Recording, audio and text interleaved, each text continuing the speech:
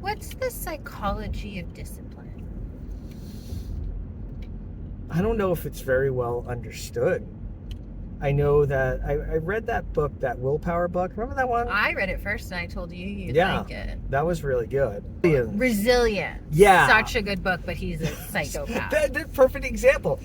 I mean, he's Navy SEAL, super disciplined, and Super then all this shit came disciplined. out. It was like, oh, you tied somebody up? And did no. He had an idea from a very young age of the image he was trying to create, and that was of this peaceful warrior kind of guy, educated, controlled, and then it didn't work out because he's not that person. Here's the problem about psychology. It's like you're trying to put a concrete word on a group of subjective psychological factors. So, Duckworth calls it grit. Greitens calls it resilience. Someone else calls it discipline. Yeah, Baumeister calls it willpower. And fuck the adjective. Give me the meat. What's it about? Arby's, we have the meat.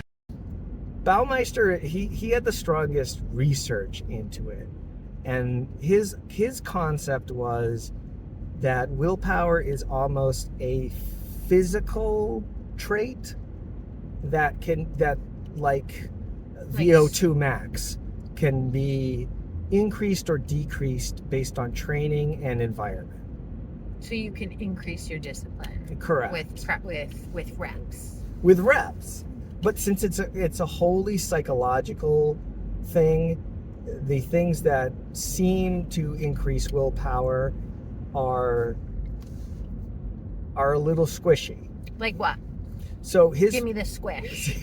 You want to see the staples of my Squishmallows collection? Say less. My first ever Squishmallow is the zebra above all zebras. Her name's Tracy and we've been through a lot together. But let's upgrade to my newest. Meet Robert. Frogs this hefty do not appear in the wild, which is why I'm so excited to have him in captivity. Give me the squish. So his thing was, the first aspect of it was blood sugar. He said that willpower is 100% related to blood sugar. Don't be hungry. Don't be hungry. And just got Soup's hungry. Oh no. Oh no. I like how it's an emergency. It really is when I'm hungry. I have a window of like, ooh, cutesy. I'm making jokes to like full bitch hanger. And it turns real quick. So it is no moment. Yeah, it really is a no moment. I like that you recognize that. Did all these experiments on people with diabetes and hypoglycemia and impulsivity and raged and matched them to blood sugar. Was it all diabetics? That's a poor control group. It's what he had. Psychology is very bad research. You gotta work with what you got. And he could get 10 diabetics, but he couldn't get 1,000 normal people. This is horrible to say, but if you study only diabetics, if you're type 2, in a way, you're already lacking discipline. So you're studying a group that I think he was studying type 1. Okay, that's different. Yeah. So he was dealing with people. So he fucked with type 1 diabetics' blood sugar? Well, That's not ethical. Well, I think the experiment he did was, and I think he had type 1 diabetics and also people who weren't diabetic. And if I remember correctly... So there was a control group. Yeah. So everything we just said was incorrect. Listen, I'm working from memory. All right. I don't have... Wait, you're not doing your TED Talk, I guess. My works cited. The fucking works cited page. I do remember every works cited page you've ever done because I had to listen about it. You didn't have to listen. You got to listen. You got to listen. You learned. I learned how to properly do a works cited page and did them for you. And that was one of the greatest gifts you've ever given me. Can you plagiarize a works cited page? I did. All right. Sorry. Go ahead. So he's working with diabetics. What did he find other than me picking apart his research? He basically found that blood sugar is 100% related to attentional focus, ability to control impulses, and experience what we would call willpower. Okay. So he's like, he did this cool thing where he's like, he had people do a highly cognitive task, and then they would either drink a milkshake or a fake milkshake. Did it bring all the boys to the yard? It did not bring any of the boys to the yard. Okay. Milkshake brings all the boys to the yard, and their life is better than yours. Damn right. Khalees was wrong. Professor Khalees. I have to force myself to look at the GPS or not take the wrong turn, or leave the keys in the car. You know, you could say. I have nothing to say. Nothing to say about that. Those aspects are Although not. I need to know everything about those two people. Which ones? I didn't see it. For the outfits first off. You're dressed like full on Eskimos. How did you miss the chick and head to toe Inuit gear? She's ready to climb Everest. She has bird bones. I don't Jack, know. my bones, my bird bones. Liz. Oh, sorry. I don't shake hands. I have avian bone syndrome. Oh, boy, okay. Hollow bones.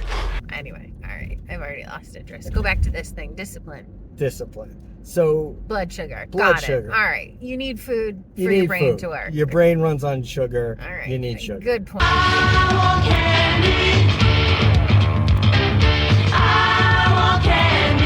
But not that interesting. Next. Bring me another. Bring me another. His other concept was that routine is how most people achieve discipline. It's the unconscious feeling of doing the same thing that lowers the amount of willpower costs. So he always kind of explains it as willpower is a fatiguing cognitive aspect. So the more you use it, the less of it you have. Each aspect of your life that you set up routines with makes you better, makes the willpower costs of that specific activity less, but not all activities. So his advice is to just have routines as many automated things in your life as possible? Yeah, he said that it seems like the most disciplined people are also the most routine-oriented people, because the willpower costs of routine get less and less and less, and you only have so much willpower every day. And you can increase that tank of willpower, or you can decrease it depending on environmental factors like blood sugar, how much stress is in your life, how much sleep was a big part of it. If you sleep for 3 hours, the amount of willpower you have as a finite resource is less than if you sleep for 8. And then his last concept was the idea that identity can also give you a little willpower boost. Ooh, that's interesting. How does identity play into discipline? If you have a strong concept of having a specific identity, and you have a strong concept of how a person with that identity would act, then that can lower the willpower costs of a task. It's not why all CrossFitters are in a cult. Exactly. I am a CrossFitter. I will talk about it. You and I will were wear the like, CrossFitter oh clothes, God, the hang out with CrossFit CrossFitters, workout. But if you have... you can just do CrossFit and not have it be your culture. Yeah. You could just work out in an intense way at a gym and not have everyone know about it. It could happen. How do you think people come across their sense of identity? Because I don't think anyone sits down at a desk is like, what's my entire persona gonna be? The example he gave in the book, which was a really good example, was this expedition of these British men to Africa. They were like a magazine bunch, and they went to this part of Africa where there was a lot of cannibals and it was completely wild. I call her karma. She eats your heart out like Jeffrey Dahmer. And when is this? Back in the 1900s, like 1890, 1900s. Oh, okay, because I was like, so we knew about a pack of cannibals and we're just like, let's go set up tour shops there? There was a whole thing in the Victorian era and in the late 1900s where there were these British explorers, and their identity was, let's go do some crazy shit. Let's do some crazy shit. We're young men, or we were men who are trying to make a fortune or be known, so we're gonna do the the Steve-Os of their generation. Yes, they were basically like, "Hi, I'm Stanley Livingston, and I'm going to live with cannibals." Hello, I'm Johnny Knoxville, and I'm here with Matt Hoffman and Tony Hawk. This is the Gauntlet. All my friends are dead. All my friends are dead. Got kicked in the head. All my friends are dead. There have always been jackasses. It just Yes, took a while for the TV they were the show jackasses of their day. They were. We need those people. I don't know why, but it does further society because I'm not willing to staple anything to my ass. No, I don't want to staple my balls to a wall. I don't know if we need those people, but I Make will good laugh. explorers. I'm not going into uncharted territory. They Knock did. yourself out. They All ma- right. So they're like, let's go hang out with cannibals in Africa. That sounds like a good idea. Yes, All right. So how'd that turn out for them? badly. The cannibals weren't the problem. How can that ever be the scenario? The cannibals were not the problem. The people were the problem. The The Br- British men were the problem. That went to go study them were the problem. So here's what happened. Two groups. One, I forget the man's name, but he was the news reporter who was looking for this man named Stanley Livingston who was living with the cannibals. And his thing was, I'm going to become famous by interviewing this guy. I know the name Livingston historically. Yes. Okay. And his famous line from when he starts the article is Mr. Livingston, I presume. Yes. Okay. Okay. And that's a perfect example of the willpower aspect, because he had been in the jungle for, I think, 3 weeks. They were so hungry, they had to kill their mule. And there's the part where they're talking about how the men were literally licking the blood off the dirt just to get calories. Mm-hmm. They were that hungry. Okay.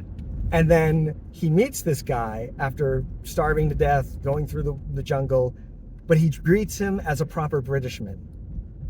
He's a starving. I just licked blood off They've of been chased dirt. by cannibals. Oh, sir, I presume. Mr. Livingston, I presume. And that was the whole kind of perspective that he was saying is this group went into the jungle. Mm-hmm. They were all starving. They were all getting chased around. A couple of them got killed by the cannibals. It was bad. And every morning, this guy would wake up and shave. I've heard this. Yeah. Yeah. He would get fully dressed in his British man outfit, and all the people around him who were following him kept their shit together because they were like, "Oh, we're still proper British men. We might be in the jungle, we might die, we might starve to death, but we still shave, we still put our shit together, and we still speak like proper British men." Now, the other group stayed at the camp where they did not have that leadership. So this was a group that split completely randomly of British men. Okay. And they went insane. They were hanging out in this camp where basically anything goes. And they started doing horrific shit, which you don't want to know about. No. Nope. If you tell me about the cannibalism, but then get squeamish on another part, I don't want to know what that other part Exactly. They lost their shit. And they stopped, they stopped being proper British men. And they were like, we're just young men in a place where there are no rules, no guidance, and they lost all sense of identity. Did they become cannibals? Some of them. I don't want to know what they did. You do not. Even if you didn't become a cannibal, you didn't become a good person. No. Okay. They lost all civilized aspects to themselves. They went savage because They they went- didn't have any routine. Yes, and they had they lost their sense of identity. These were men who, if they stayed in England, would have been proper British bankers their whole life. They would have had a nice little family. They would have worn suits every day. But you put them in an environment where there are no rules and they lost their sense of identity, they lost all their willpower. That was the argument he made. And so they just did whatever they felt like. And what they felt like doing was not good stuff. So they had these two groups. That leads to, though, is your identity truly your identity, or is it just a representation of your environment? Because this is one person, but they would have lived two completely different lives. You can be savage as fuck, but if your environment has rules, I mean, if Warren Buffett grew up in Chelsea, he'd be leading a gang. He'd be a drug dealer, yep. All right. Yeah, I mean, that's a big part of it. We come into the world and they throw a bunch of bricks in front of us and they're like, build an ego out of this. But a lot of people grow up in the same environment, become vastly different. True. And it is true that they kind of grow up in the same environment, but also there's a lot of traumas and experiences that make their environments much different. So, for example, two people who grow up in the same street can have very different parents. And how those parents treat them will hugely different. Hugely different. Yeah. You know, this guy who kept his shit together in the jungle, he was an orphan, and he was an orphan from a very young age. And from a very young age, he identified strongly with being a proper British man. And he performed that daily for so long that it remained even when he was starving to death in the middle of cannibal country. So if you create this persona, it won't be taken away from you if you instill yourself really in it. And no matter the environment. And if you also engage in the rituals that reinforce the persona. So for him, it was shaving. A proper British man does not walk around with 5 o'clock stubble. You will not see that. He can have a trimmed beard or a nice mustache, but he's not looking like a bum.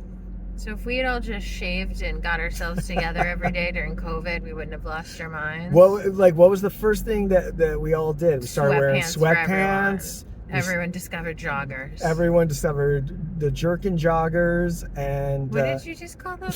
There's this stupid jerkin joggers. There's this stupid thing on the internet where they sell pants that have zippers on the inside, so you can jerk off. And they call them jerkin joggers. Wait. The internet's the worst. No, I'm just trying to understand that. The zipper is on the inside. Of the pocket. Oh, I thought you meant, because I was like, doesn't a fly work that way anyway? Wouldn't it? No, you can't occultly jerk off that way. So you can go in your pocket. Yeah. Undo the zipper. Yeah. Couldn't you just put your hands down? Why do you have to go through your pocket? But it's like people just invent things to buy. But couldn't you just jerk off without the zipper? Like you could pull your pants down. But you have to pull your pants down. You don't have to. You could just put your hand down your pants and keep your pants up. I think there's... Especially with sweatpants. I think there's... I've done it to you at the movies. Your pants are on the whole time. I remember. What are you doing? Are you leaving? It's just a taking my jacket. Like, I'm out of here. You just take off your So seatbelt impulsivity. at the red light. Yeah, so impulsivity and willpower are limited resources.